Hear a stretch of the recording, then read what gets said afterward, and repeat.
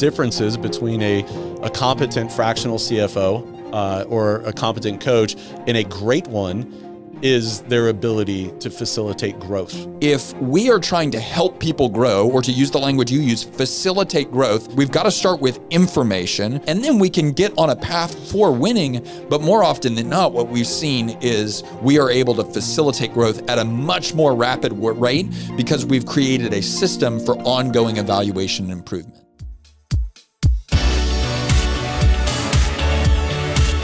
A lot of times, one of the differences between a competent fractional CFO or a competent coach and a great one is their ability to facilitate growth on the other end of what they're doing. And so it becomes less about displaying your competency and more about leveraging those soft skills to have those outcomes. Like you said earlier, it's not about the answer, but it's about how do we ask better questions so that they arrive at the answer. Mm-hmm. It's the difference between self-serving and other-serving is if we can get our clients, regardless of industry, to be able to think differently and come to the answers on their own. Well, now all of a sudden we're in a very elite group of trusted advisors on their team. That's so good. There's so much that you mentioned in that's so powerful, but specifically you highlighted one of my favorite words, the word growth, right? And this word is in the name of our company, right? I have dedicated my business and a large portion of my life to helping people experience healthy growth. And I'd love to share just a 4-part framework that we have on, if you want to grow in any area or you want to help someone grow in any area, like how do you go about doing that, right? Well, there's 4 pieces that I have found in my own growth journey, but also in studying people that have applied the topic of growth to a wide variety of areas, from athletics to ministry to academia to the marketplace. It's like there's always these 4 elements included, right? And so number 1 is information. Obviously, you've got to get people the basic information that they need to be able to make decisions, to be able to understand where they are. And you also need to get the information from them to say, where are we at today? This connects to what we were talking about earlier in this conversation. It's a Max Dupree quote where he says, the first responsibility of leadership is this: define reality, right? And so let's just get our head wrapped around the facts, because the good thing about facts is they don't really care about our feelings, which is a really powerful thing. So we start with information. Then the second piece that we so often forget is from there, we move to representation. So it's one of the things that I see in your content on LinkedIn, or even in some of your webinars and things like that you do, is you never just tell people, just trust me. Right? I'm just asking you to blindly trust me that what I'm telling you works, or that this is how you do it. You are always referencing testimonials and case studies. And that's so powerful because success leaves clues, and human beings are imitative creatures. So if we are trying to help people grow, or to use the language you use, facilitate growth, we've got to start with we've got to start with information, right? Make sure that they know the base level knowledge that they need, but then we have to give them a representation that, hey, if you do these things, if you follow this path, if you exercise this framework, it's possible for you to experience success. And I've got living proof right here. So information, representation, evaluation. So often we follow Stephen Covey's advice and we start with the end in mind, but then we don't have a system for ending with the end in mind. And we never ask the question with ourselves or with our customers, did we do what we said we would do? And man, if you do not have a system for consistently and deliberately evaluating how did we do compared to what we said we would do, I guarantee you are leaving both opportunity for impact and dollars on the table without a shadow of a doubt. And then finally, never-ending improvement. So information, representation, evaluation, and improvement. And that's how we say, okay, based on what we said we were going to do and what we did, how do we just get better? Because the best practice can always be made better. I think in my firm and in the CFO Accelerator as well, huge opportunity that you just said, like you kind of kicked me in the shin. I'm like, that's me. And just thinking through so many of the firms that I've worked with, the opportunity to be better at evaluation is clear and present. Can you give some ideas, practically speaking or tactically speaking, on, are there some questions that you should be asking of yourselves or of your clients, or is there something data-wise that you should be looking at to evaluate to make sure that you're delivering at the level that you had hoped? You already alluded to it. This is, I believe, the number one area where people are leaving opportunity on the table, is a rhythm for effectively reflecting and evaluating on performance so that we can engage in a process for never-ending improvement. The first thing that I want anyone that's a fractional CFO to understand is that for effective evaluation to occur, you have to start with a standard, right? What is a standard? It's a clarified benchmark of what winning looks like. It's what success is. Now, at Path for Growth, within our company, the tool that we use is called success statements. And what I always tell our team, and this is what we help business owners around the country implement, is we say, what are success statements? They are for every role, project, meeting, or bulk of work that you're going to undertake, 3 to 5 statements that define what does winning look like. And so this is us starting with the end in mind, right? So for me and my role, right, success statements, the vision is clear, communicated, and being executed upon. The cultural health of Path for Growth is healthy, vibrant, and maturing, right? Path for Growth's finances are managed and profitable, right? So we're setting a statement of what success looks like for my role. Now, we also have success statements for every customer call that we do. We have success statements for every customer engagement of 6 months, 12 months, 18 months that we do, right? And we say at 6 months, we want these 3 to 5 statements to be true. What that represents is a standard. And without a standard, you can't have effective evaluation. But what's so cool is with a standard, right, then you create the framework necessary for intentional evaluation, because we're establishing intent, we're establishing our decided aim, and then on the back end, or even in the middle, we can say, okay, red, yellow, green. Red is that statement is not true. Yellow, that statement is inconsistently true. Green, that statement is consistently true. And we just evaluate, where are we at compared to where we said we wanted to be. And what's so cool is our coaching manager, Olivia, you know Olivia well, she implemented in our business customer health checkups with our customers, because we were like, we're actually operating on some assumptions of, we're saying the customer's all red, yellow, green, but what if this is a novel idea. What if we just asked them, like, how are we doing compared to what we both agreed we said we wanted to do? And what's crazy now is on a once a quarter basis, the customer and their coach engage in a customer health evaluation where they red, yellow, green, the key indicators of success for that relationship.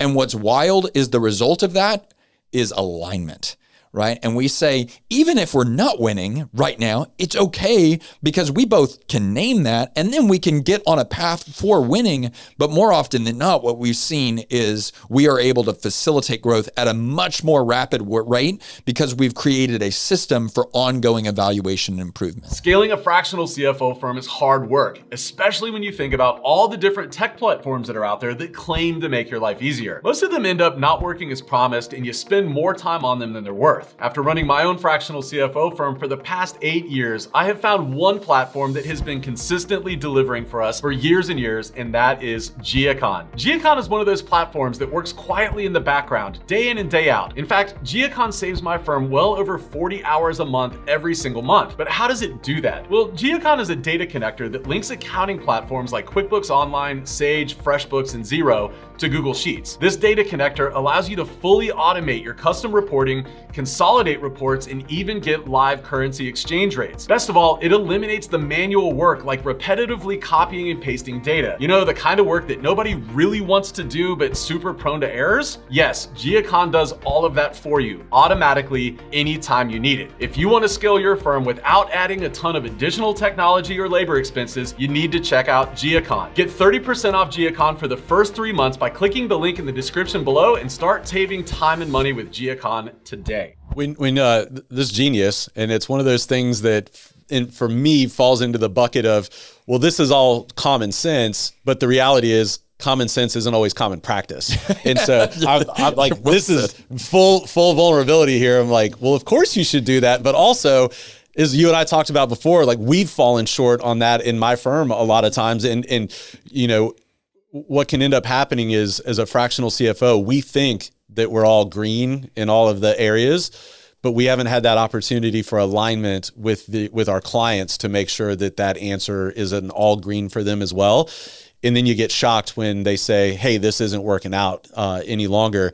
And I think there's sometimes there's frankly a fear of, you know, I don't want to know that the baby's ugly, you know, kind of well, thing. you're going to find out eventually. You're going to find out. And, you know, so what I like to say a lot of times is, yes, it's going to be awkward to have that conversation and find out that there's misalignment, but it's also awkward to find out later when the client comes and they're dissatisfied and says, I'm going to take my money elsewhere.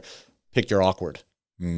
Just pick your awkward. So good. So yeah. Can you give, one of the questions that I have is, when you're thinking through the monthly or quarterly or annual success statements, are those success statements that you're then taking to your clients and asking for them to reflect on, do you as the CEO or you and your team figuring out what those are, or do you come up with those success statements kind of individualized for each client where they say, hey, success for me each month, each quarter, each year would look like this, and then you're kind of collaborating and agreeing on them?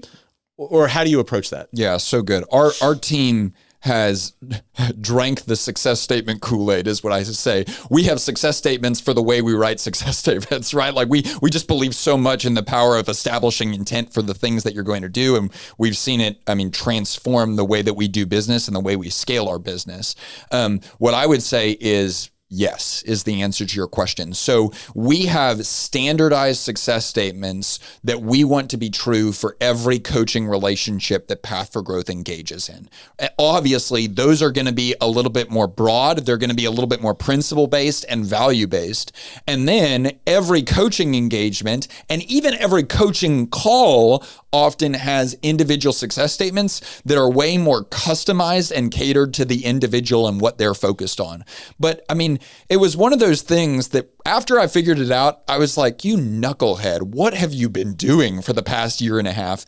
Because when you enter into a call and say, hey, I've got 3 success statements for today's 90-minute call. If we accomplish these things, will this call be a home run for you? And then you read them. One of 2 things is going to happen. They're going to say yes.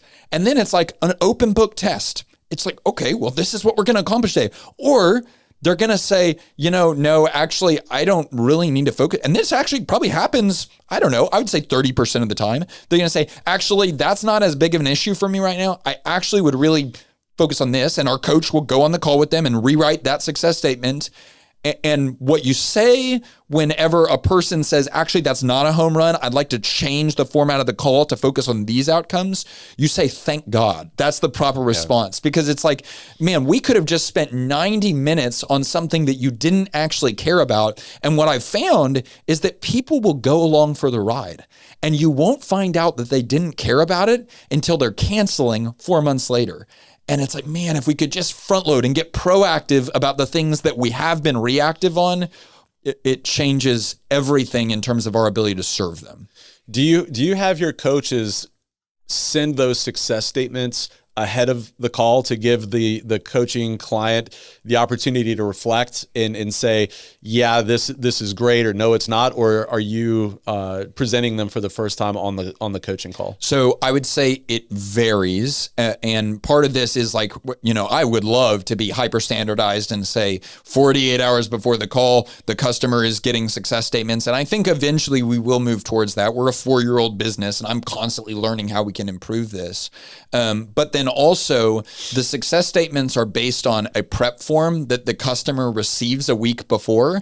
And we work with business owners, right? There are times where there are people that their personality type is, I'm going to submit my prep form a week before, and it's going to be like a long drawn out, thoughtful journal entry of the 5 pages of what's going on in my business. And man, we love those people. Those people are epic because they give us what we need to win, and they make it really clear. There's some people that they send their prep form 5 minutes before the call, right? And that's okay, right? We are here to serve that person. So we're never going to tell that person, well, this could have been more valuable. It's like, we're here to meet you where you're at. And hopefully we can buy you some margin to where eventually we could schedule the prep form being sent in, even a few days before. But as a result, success statements are always going to be built based around the prep material that we have, because we never want to, again, build a vision of success that's solely based on assumptions. It's got to be built in some ways on the ongoing communication we have with them. So what I'm hearing you say is the success of the call is determined in the preparation before the call. We train our coaches on agenda setting. And we train our coaches on how to create agendas, how to communicate agendas, and how to execute agendas. And that's the type of thing that you could think to yourself like, oh, why would any competent, highly capable person need training on that? That's just like a commonly used skill. Our coaches are unbelievable. Every single coach in our business has owned or run a business themselves. They are wildly competent people. And what we always see is, man, I've never thought that thinking about creating and then communicating an agenda could be so intentional. And so often really effectively building a business just looks like a business owner saying, we're going to spend 90 days to dial in, how do we document what this looks like when it's done right? Not how do we do this? How do we document what this looks like when it's done right? There's been times where you've created an agenda and you've done it on the fly and like you're like scrambling to get it all together. We're not going to document that, right? What we're going to document is that time that you like got really stoked about a call and you were like, I'm going to really get this ready and I'm going to do all my homework and I'm going to make sure I show up feeling confident and prepared and engaged. I'm going to have some questions already documented that I'm going to ask this person and all of that. Whatever your process was there, that's your recipe. And we're going to document your recipe. And then we're not going to, so many, oh my gosh, so many business owners are operating like celebrity chefs that have all these secret recipes. It's like, but they want to scale their business. It's like, get rid of all your secret recipes. You should be Nestle Toll House in terms of sharing your recipes, right? Like you should be so upfront about what your recipe is because that's going to help people win.